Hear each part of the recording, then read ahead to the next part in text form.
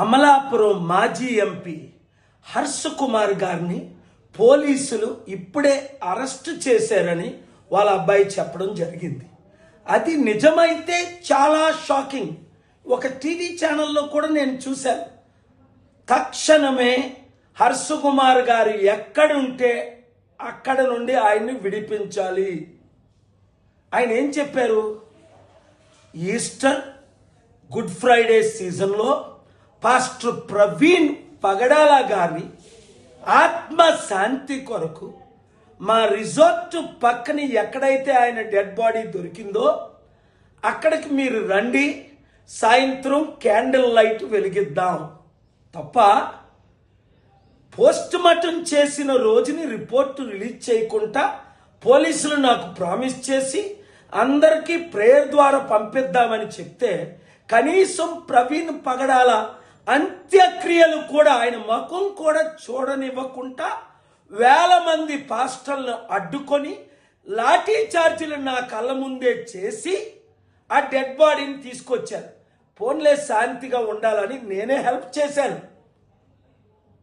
పోనీ ఇప్పుడు candle light కూడా వెలిగించకూడదు. ఇప్పుడు చూడండి, తెలంగాణ పోలీసులు ఎంత గౌరవంగా ఈరోజు నేను పటాన్ చెరువులో మీటింగ్ పెడితే ర్యాలీ 1200 మోటార్ బైక్స్, కొన్ని వందల కార్లతో వేల మంది జనం వస్తే 2 గంటలు అక్కడ పిన్ డ్రాప్ సైలెన్స్ శాంతి మెసేజ్ వినడానికి అందరూ తరలి వచ్చారు.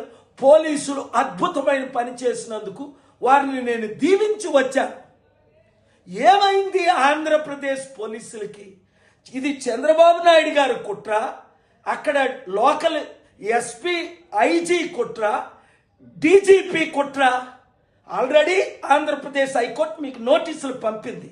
ఇది హత్య అని హర్ష్ కుమార్ గారు లాంటి వారు 100 మంది చెప్తుంటే, వేల మంది చెప్తుంటే, కోట్ల మంది బయటకు వస్తే ఇది మీరు యాక్సిడెంట్ అని రుజువు చేసి ఏదో కింద మీద వేసి ట్రై చేశారు.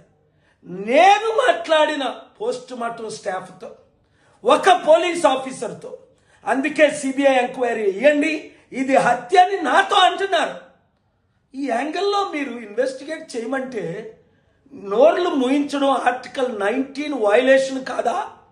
స్వేచ్ఛను మీరు తీసేస్తారా? ప్రశ్నించొద్దు అంటే కోట్ల మంది ప్రశ్నిస్తారు. తక్షణమే హర్ష్ కుమార్ గారిని రిలీజ్ చేయండి, లేదా నేను అర్జెంట్ ప్లాన్లో ఉండి బయలుదేరి రావాల్సి ఉంటుంది. God bless you. Share this video.